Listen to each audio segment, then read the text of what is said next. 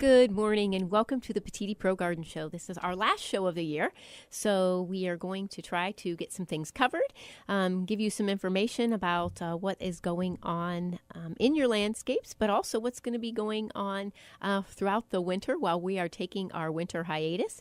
And Dave Angione is going to be on with you from DeHoff Realty to talk to you about the real estate industry over the winter. So I will be gone and Dave will be here, and maybe I'll shoot in a couple times and talk with him over the winter. But we're going to go ahead and open up in a word of prayer and get our show rolling. So if you'd take an attitude of prayer, Father, we just come before you and we thank you for your goodness and we thank you for your grace. Father, we just ask that you use our show to bring glory to your name and to bless someone through you, Father. We just ask that you use our words to glorify you in everything that we say and do. In Jesus' name, amen.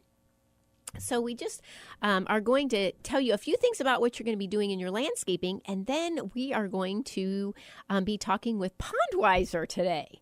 So thank you so much for being here. Thank you. Thank you for having me. And it's going to be a lot of fun. Kathy, you guys have had Pondweiser going on for quite a while. Yes. And you have some we talked about it last year, a dog that works with you now. So we're going to be talking about that. So that's going to be real interesting. And we're going to talk to you about what Pondweiser can do for you as winter is coming on to get your ponds and things ready for the winter. So we're going to answer a couple of your questions. A couple questions that we did have was about bringing your plants in for the winter, and several of you have been bringing your plants actually over to the greenhouse. And remember, if you are bringing plants into the house, we've had some really cool temperatures this week. You want to make sure that you are spraying them with an organic insecticide before you bring them into your house, because there's probably some type of an insect or an egg on there, and you want to make sure that you get that done before you bring them into your house. So bringing them into the garage for a couple days, spraying them is going to be a good idea. And several of you actually just this week, 3 or 4 people came in and asked about fertilization for their shrubbery. And we have mentioned this in the past, but we want to go over it one more time.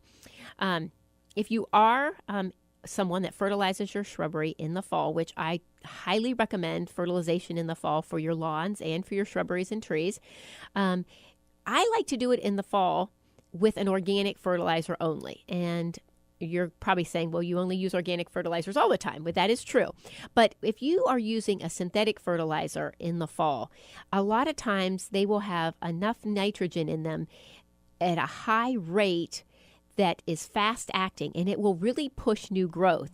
And so I had this discussion this week with a landscaper, and he was like, well, I don't recommend putting any fertilization down on your landscape plants in the fall because it pushes the new growth, and then they have winter dieback more than they would normally have.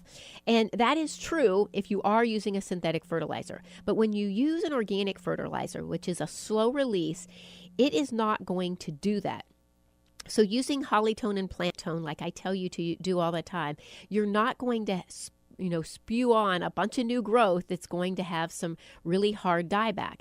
And that's why I always tell you also, when you're doing your roses, you want to make sure that you're waiting till after a freeze so that you don't push on any new growth. But if you are fertilizing with an organic fertilizer, like I'm always recommending, this is a great time to do it because it's feeding the root system all winter long.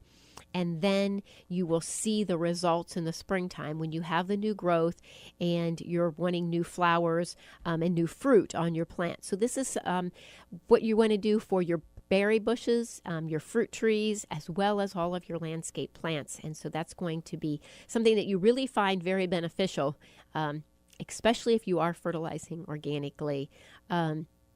Not so much if you are fertilizing synthetically, and if you have had some bad luck in the past with that, that's probably why. Make sure you are using that organic fertilizer spring and fall, and you're going to have a lot better luck with that.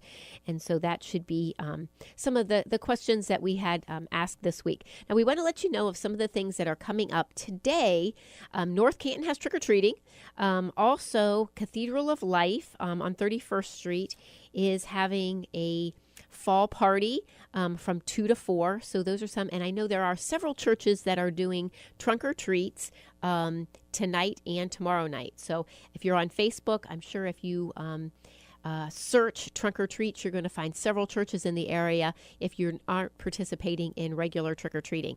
It's a lot of fun, and it's a very safe way to have your children out there and getting the candy without traveling through the neighborhoods. But like I said, North Canton is having trick-or-treat tonight. We want to make sure that we put that word out there so you know that if you are in the North Canton area and want to do that trick-or-treating. Tomorrow is Louisville's from 3 to 5.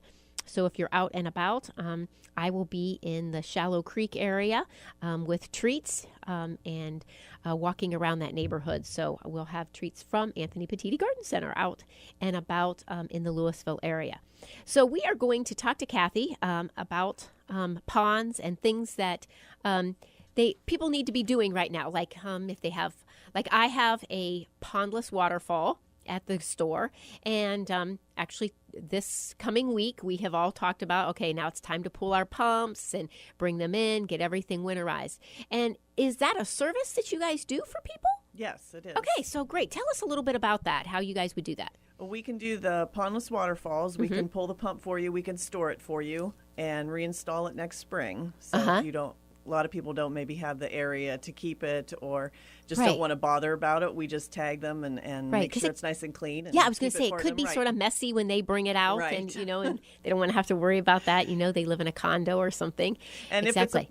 If it's a pondless waterfall, I mean, it probably isn't too dirty like a regular pond would get, but we would still do some cleaning on it and make sure that it is good. Right. A regular pond, then, we would clean more deeply. Right. So we would get in, and the important thing is, especially if they have fish, to get all the debris out of the bottom, clean all the skimmer boxes or waterfall boxes, anything they have that can hold any of the leaves and twigs and everything that's coming down and blowing around right now. And why is that so important to get all those things out?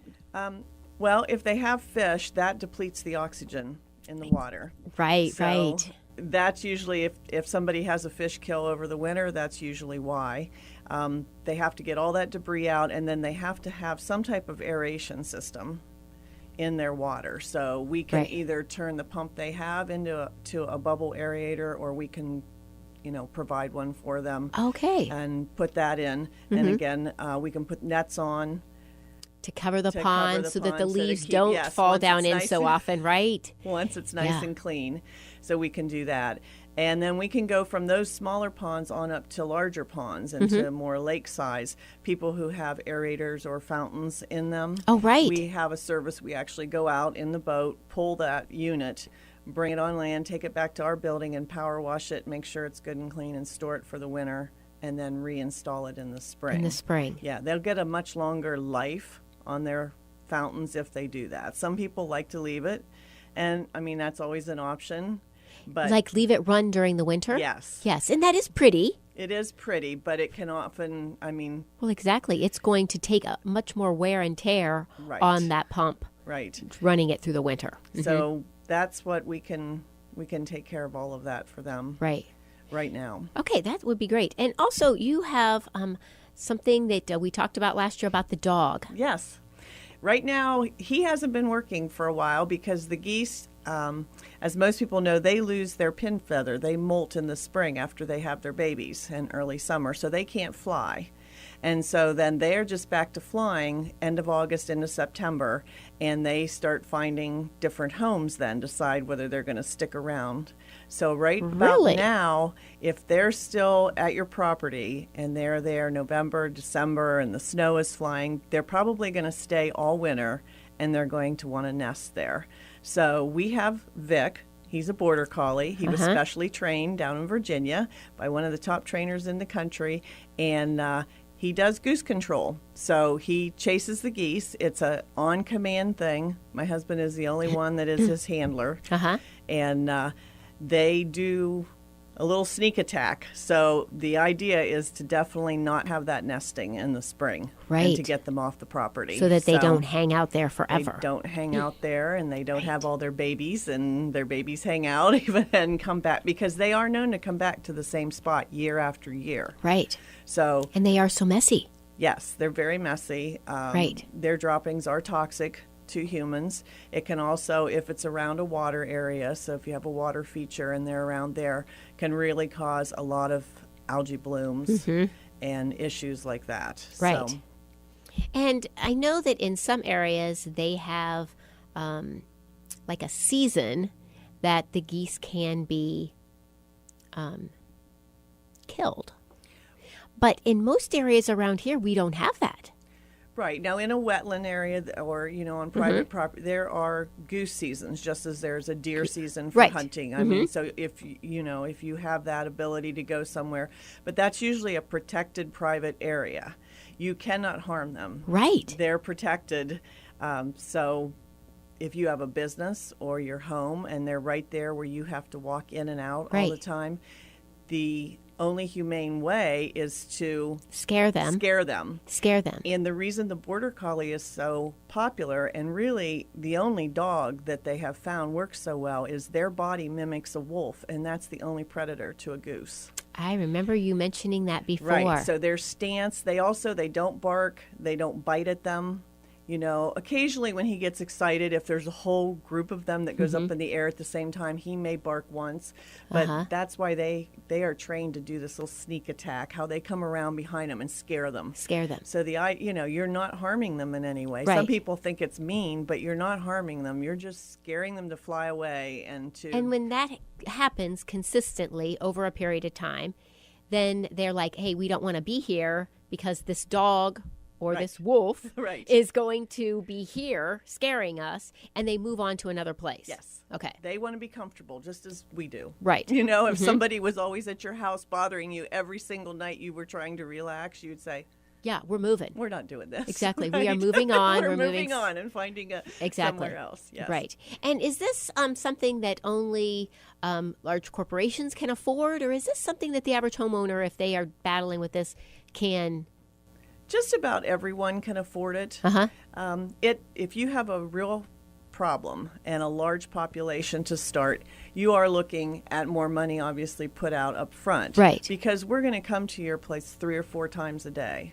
We're going to do the evaluation and decide. So if we're coming 3 or 4 times a day, we'll also sometimes, besides Vic, there is an approved laser light that we use, and we do that at dusk and dawn.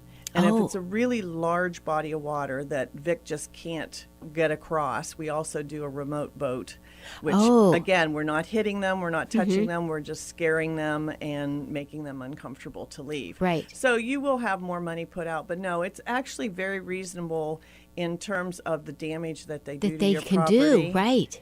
And exactly. a customer at a business, of course, can be attacked in the spring. Well, so yes, we work this they area can quite a be bit. aggressive. They're very aggressive. The male will come at anyone. Right. And she usually, just sits back and lets him do his thing. I mean, he does all the attacking. And he doesn't care if you're trying to be nice and you want to give them food or something. Right.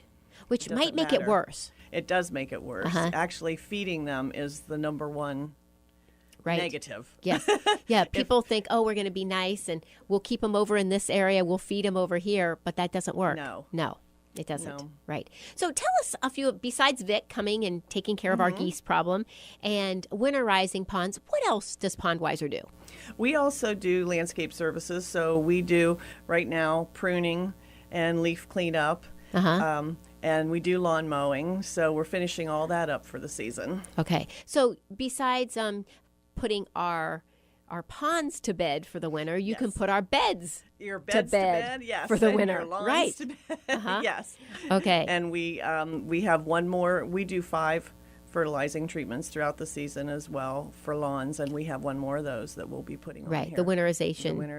Yes. Right. A lot of people are putting those down, and so and then when over the winter, Pondweiser not doing too much with the ponds unless somebody is keeping a pond going. Yes. An aerator or something like that is failing, something like that. So what do you all do in the wintertime? Or do you just vacation in Aruba or something? Well, that would be nice. Wouldn't it? That's what I say too. We get a little less work. Of course, January, February, we do have snowbirds and we do check their ponds and their properties throughout the winter to make sure everything's okay. My husband, through January and February, and usually 1 or 2 of our employees will do some inside repair work for people. Oh, okay. So we do. So you're not doing snow home removal. repair. We do not do snow removal. Oh, No. so smart, so smart. No, but by the 1st of March, we're back at it. So it's not a very long time period. January, I mean, we're busy usually up to Christmas till the end of the year. And then right after the holidays are over, we start with January, February, any kind of home repairs people want to get done.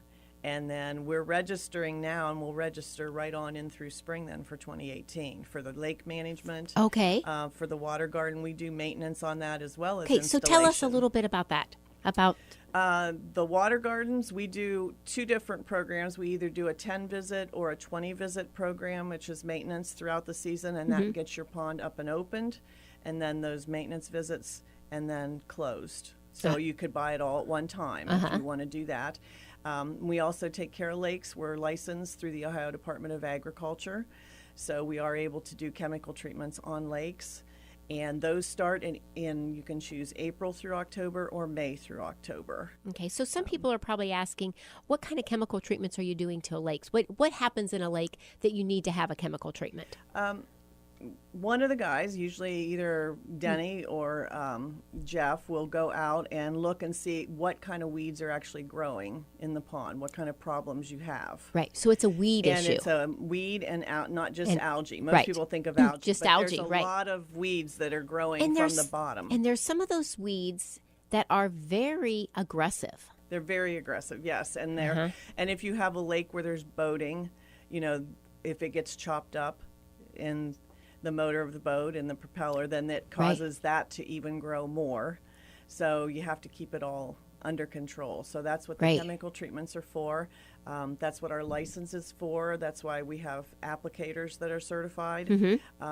So they would determine what chemical to be used and the correct amount. Right, and what's going to need to be used to control those weeds for the season. Yes. And some of those controls have to be done more than once a year. We usually do a program of either 12 times a season or 14 times a season. It's approximately 2 times a month. Right. Someone can customize that, and they can do less. Some lakes only take maybe 1 time a month. Some can call as needed. It just depends. Again, there's not one blank answer for everything. Exactly. You can't just say this is exactly what you do for everybody. Right. So you can customize whatever their need is. You can customize a program for their situation. Right. Because like a Myers Lake is going to need something different than the lake on my farm. Yes. Those kind of things. Yes. Because nobody's boating in a lake probably on your farm. Right. But at Myers Lake, there's boaters out there every day during the season. And so and the weeds are going to grow differently. And each lake, you may have a situation, the way it's built, there might be runoff. It could be from chemical treatments on the lawn, could be running in. It could be more of an agricultural situation out in the country. You might be getting some runoff from the neighbor's fields. Cows or fields. Or the fields, something, right. Yes, or something. So, everyone needs to be evaluated, and it needs to be evaluated by someone who does have a license and that ability to do so. Exactly. So this is just a question of mine. So there are a lot of fish farmers actually in our area. Do you guys do anything with those fish farmers? Because I know some of them have weed issues and it cuts off the oxygen to their fish. Yeah. The same way that you were saying in our decorative ponds. So do you guys take care of any of the fish farms? Out south of East Canton, there's some fish farms. And do those farmers sort of take care of their own? I don't recall us ever taking care of actual fish farms. There are a lot of people, the reason they have their pond is for fishing. Is for fishing. So we take care of those, but I'm not familiar that we've ever done actual farms. Right, yeah, because it is up and coming, trying to farm, us being in the organic realm.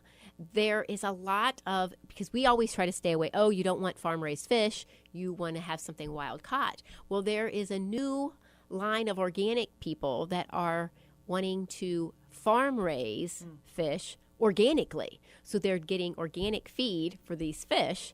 And I'm not sure exactly what the things will be, but like a lot of fish poop causes weeds to grow and all of those things. So I'm like, wonder what is this and how are all these things going to work together? And as you know, for the water, there's not as many organic products available. Exactly.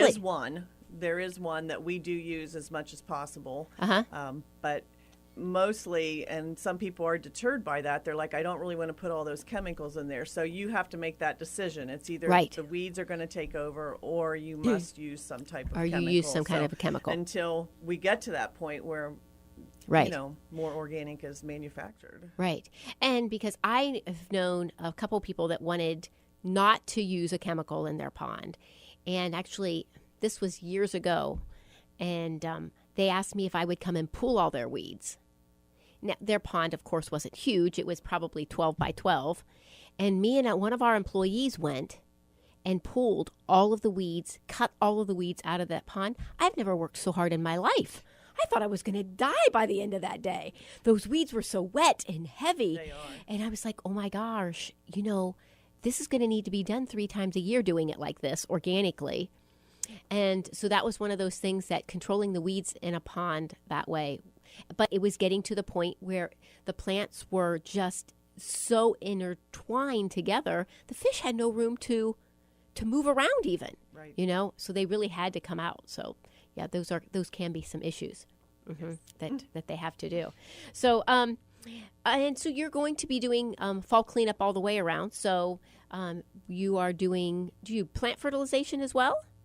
Yes. Uh-huh. Yes. So we when you're do out, either organic or traditional fertilizing, like I said, on the beds or on the lawn. lawns. Uh-huh. It was funny that you mentioned at the beginning of the show of the organic fertilizer going on the beds, because normally we do try to deter from putting the traditional fertilizer on the beds. We do have homeowners that will ask for that, and we always try to tell them in the fall is not a good time to. Right. Like you said. Exactly. Yeah, unless you're going to use that organic fertilizer in the fall, really, because it's amazing. So many people use triple 12. That's just, especially in the ag industry. Triple 12, and then they put that down on their lawns when they're doing a new lawn fertilizer, or, I know guys that do their own fertilization and they still put triple 12 down, and they will put that down on their beds in the fall, and they have all of this new growth, and then they have all of this damage that they're dealing with next spring, because why did this die over the winter? Well, right in the end of November, you're getting all of this brand new growth on these plants, and it's really, really hard on them. So that's why we always say the holly tone, the plant tone, the tree tone, those are your ideal fall fertilizations. And we always tell everyone, even on your raspberries and blueberries and your fruit trees, to put your fertilization down in the fall. And then sometimes, because I'm always organic, I forget to tell them, only your organic fertilizer do you want to put down at that time. Right. Yeah, not your synthetics, so that you're going to have that. Right around this area, we can have 60 degrees in December, and the yard thinks, or the beds and the flowers think, oh, it's time to grow. Exactly. And they go, I got fertilizer on too. So right. they take off, and then next thing you know, it's zero. And it's snowing and blowing. And, so we have seen a lot of plants die over the winter, because that's exactly what happens. Right. That people try to keep them going for so long, and then they can't take it. So yeah, it's just amazing the difference in those two fertilizations. Yes. It really is. So, well, thank you, Kathy.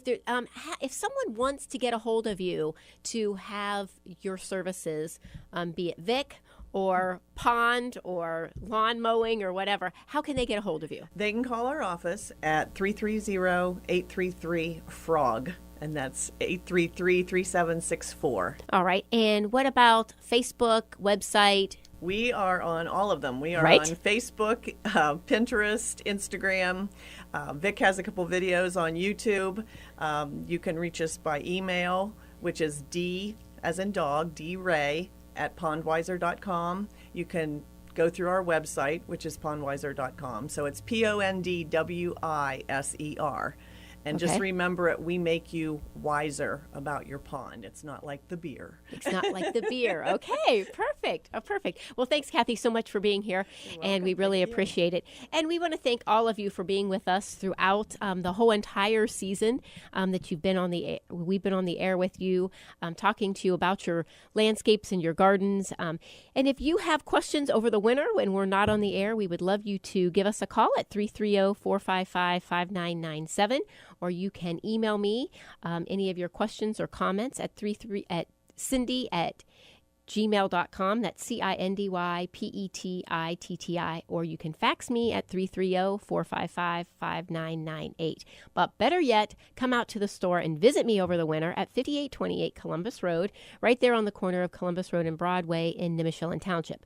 Don't forget farmers markets starting next Saturday, November 4th, and they will be running the full winter, all winter long, November, December, January, February, March, and April, the first and third Saturday of each month. We are doing something a little different this year. We are starting at 10 o'clock instead of at 9, and we will be going until 1 instead of noon.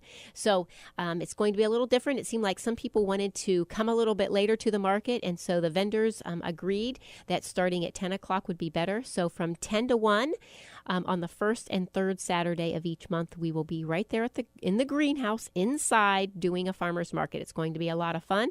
We would love for you all to stop out. We have things going on each month at the market, and it's going to be a blast. Thank you all so much. Have a wonderful winter, and stop out and see us at the greenhouse. Have a blessed week.